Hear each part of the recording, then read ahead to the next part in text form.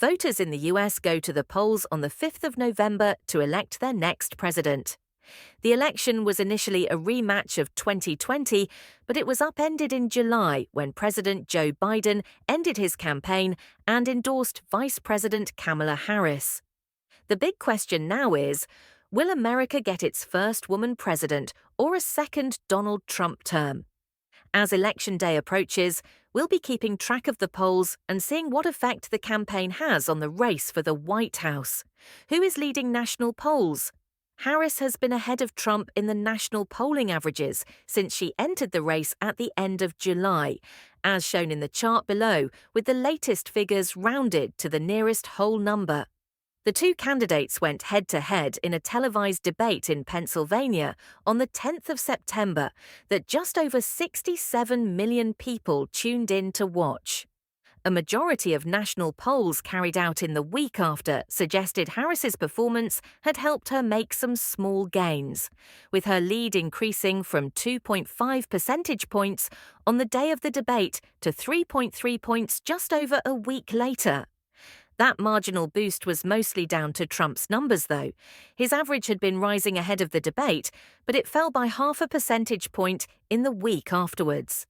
You can see those small changes in the poll tracker chart below, with the trend lines showing how the averages have changed and the dots showing the individual poll results for each candidate.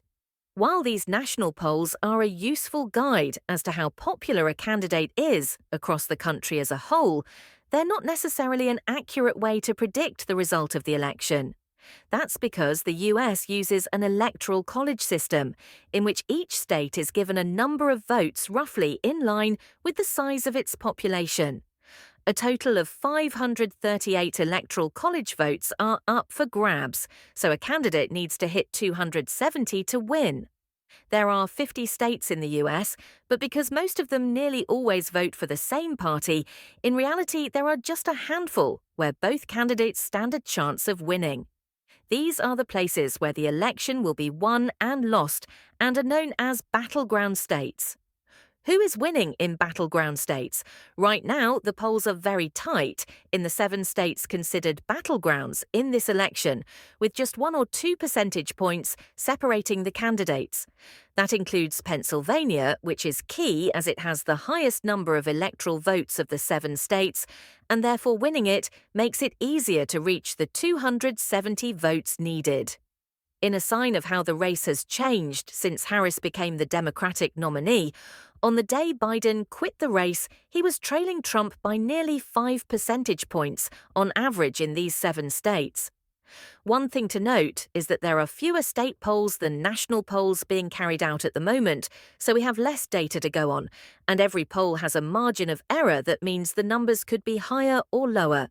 But looking at the trends since Harris joined the race does help highlight the states in which she seems to be in a stronger position, according to the polling averages.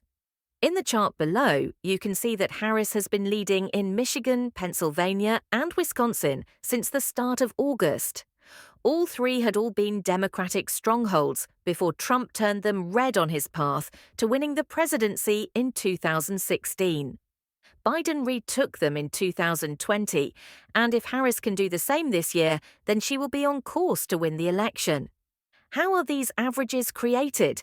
The figures we have used in the graphics above are averages created by polling analysis website 538, which is part of American news network ABC News. To create them, 538 collects the data from individual polls carried out both nationally and in battleground states by lots of polling companies. As part of its quality control, 538 only includes polls from companies that meet certain criteria, like being transparent about how many people they polled, when the poll was carried out, and how the poll was conducted, telephone calls, text message, online, etc. Can we trust the polls? At the moment, the polls suggest that Kamala Harris and Donald Trump are within a couple of percentage points of each other in battleground states. And when the race is that close, it's very hard to predict winners. Polls underestimated support for Trump in both 2016 and 2020. Polling companies will be trying to fix that problem in a number of ways, including how to make their results reflect the makeup of the voting population. Those adjustments are difficult to get right, and pollsters still have to make educated guesses about other factors, like who will actually turn up to vote on the 5th of November. Subscribe to our channel for more updates about election 2024. Thanks for supporting and watching.